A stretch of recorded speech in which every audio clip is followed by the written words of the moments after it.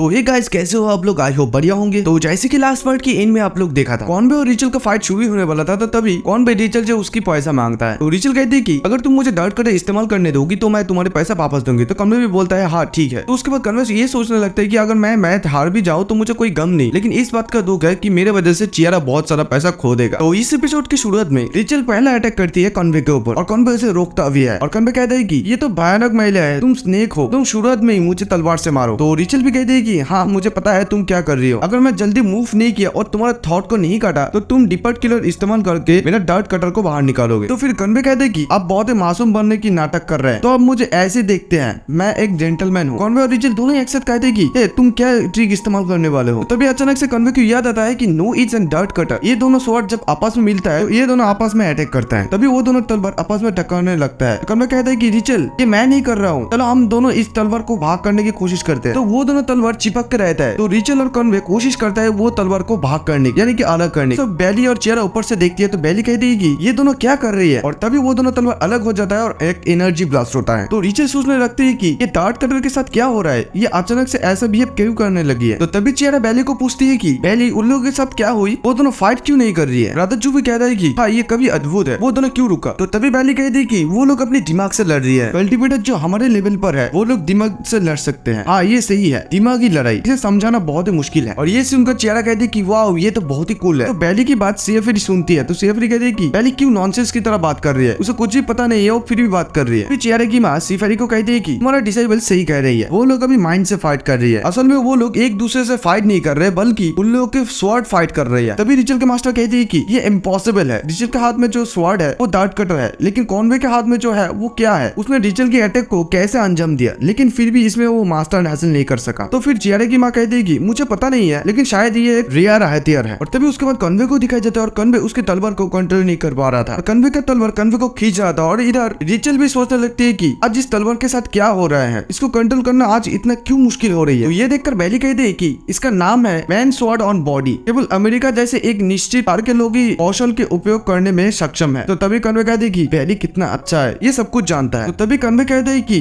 मेरे पास और कोई चॉइस नहीं है, मैं जितना चाहूँ उतना मुश्किल से लड़ूंगा। तभी कॉनवे का तलवार कॉनवे को रिचल की तरफ खींचने लगता है और कॉनवे कहते हैं कि आई एम सॉरी रिचल, मैं उसे और ज्यादा देर होल्ड नहीं कर सकता हूँ। तो ये देखकर चियारा कहती कि वाह वो इतना जल्दी इतना स्ट्रॉन्ग कैसे बन गई। तो तभी बेली कहती कि नहीं ये इसका शक्ति नहीं है, अर्थ की कौन सी जगह से उसको ये तलवार मिली। तो तभी चियारा बेली को कहती है कि अब क्या बड़बड़ी दी है। तो रिचल कहती है कि कुछ भी नहीं, हमारे जैसे हाई लेवल के कल्टिवेटर्स के लिए बुनियादी चाल है। तो उसके बाद रिचल को दिखाया जाता है और तभी रिचल उसकी तलवार को बाहर निकालता है और कॉनवे का अटैक को रोकती है। तो उसकी तलवार को देखकर सभी लोग हैरान हो जाता है और कहने लगता है कि अरे बाप रे, फाइनली उसका स्वॉर्ड को वो कवर्ड से बाहर निकाला। और उससे भी अनबिलीवेबल बात ये है कि ये चूहा उससे ये करवाया। तभी कॉनवे सोचने लगता है कि no it's sword the advantage में है। और उसके बाद रिचल एक एनर्जी क्रिएट करता है और ब्लास्ट हो जाता है और कॉनवे नीचे गिर जाता है और रिचल आकर कॉनवे के ऊपर लगातार अटैक करता है। तो कॉनवे कहता है कि ये कैसे पॉसिबल है, तुम्हारा डार्ट कटर मेरे नो इट्स स्वॉर्ड से इतना स्ट्रॉन्ग कैसे है। और तभी रिचल कॉनवे का मुंह पे एक जोर से लात मारती है और कॉनवे फिर से जमीन पर गिर जाता है। तो फिर रिचल कहते हैं कि तो तुम्हारा स्वॉर्ड को नो इट्स स्वॉर्ड कहता है। नो इट्स स्वॉर्ड एक बहुत ही बेहतरीन स्वॉर्ड है, लेकिन अफसोस की बात यही है कि ये अभी आपके हाथ में है, आप इसमें मास्टर बनने के लिए काबिल नहीं है। अब मुझे समझ में आ रहा है कि आप फैनी को कैसे हराया, ये आपके वजह से नहीं हुआ, ये आपकी तलवार के वजह से हुआ। अब तलवार के ऊपर पूरा ही भरोसेमंद है। तो ये सुनकर कॉनवे शॉक हो जाता है और कहते हैं कि बुलशिट, मैं इसके लिए काबिल नहीं हूँ, तो मैं डिपर्ट किलर में कैसे मास्टर बन सकता हूँ। फिर रिचल कहती है कि देखो सच कहूँ तो तुम्हारा डिपर्ट किलर को तोड़ना इतना मुश्किल नहीं है, ये मेरे और मेरे तलवार के लिए चुटकियों का काम है। हालांकि क्योंकि आप अपने हथियार जितना अच्छा नहीं है, देखो इसमें मास्टर बनने के लिए तुम्हारे पास एबिलिटी नहीं है, इसीलिए तुम डिपर्ट किलर इस्तेमाल करने के बाद बेहोश हो गए थे। देखो मुझे बताओ, हम लोग अगर रियल फाइट करें और हम दोनों में से सिर्फ वही एक बचे तो आपको क्या लगता है कि आप अपने जान की भीख मांगेंगे या और कुछ अलग करेंगे। तो ये सुनकर कॉनवे कहते हैं कि देखो ऐसा मत बोलो, मेरा पेशाब निकल जाएगा। और तभी अचानक कॉनवे की चेस्ट से कुछ एनर्जी निकलने लगता है और रिचल कॉनवे को दूर से गायब होते हुए देखती है और कॉनवे इतना फास्ट होता है फिर भी रिचल उसे देख लेती है और उसको अटैक को रोकती है। और उसके बाद कॉनवे बहुत तेजी से गोल गोल घूमने लगता है और रिचल को कुछ भी दिखाई नहीं दे रही थी। तो उसके बाद बेली कहती है कि अभी कॉनवे एक पैरों पर है। तो ब्रादाजू भी कहते हैं कि इस जनरेशन में सिर्फ इन दोनों क्वालिफाइड है क्लोज कॉम्बैट फाइट करने के लिए। तो कॉनवे का ऐसा ट्रिक देखकर रिचल समझ जाती है कि ये वाइन ब्लो ट्रिक है। तो रिचल सोचती है कि ये हवा बहुत ही स्ट्रॉन्ग है, ये सूखे पत्तियों को जला देती है, हर जिंदा चीज को मार देती है। और तभी कॉनवे को समझ में आता है कि यही वाइन स्वॉर्ड ट्रिक है। और उसके बाद मास्टर जिलो को दिखाया जाता है और मास्टर जिलो सोचने लगते हैं कि कॉनवे, मैं तुम्हारे ऊपर बहुत ही प्राउड फील कर रहा हूँ, मैं सिर्फ तुमको एक दिन बैक माउंटेन पर प्रैक्टिस करवाया था और मैं सोचा नहीं था कि इतना यूजफुल होगा। और तभी चियारा उसको माँ को कहती है कि माँ मैं उस जेट को वापस कर दी उसको। तो फिर चियारा की माँ सोचने लगते हैं कि आशा है कि मेरा चिंता नेसेसरी नहीं होगी। उसके बाद लीडर सब मास्टर को कहने लगता है कि मैदान पर वो दोनों अपने साथियों से बहुत ही बेहतर है, सच में बहुत ही अमेजिंग।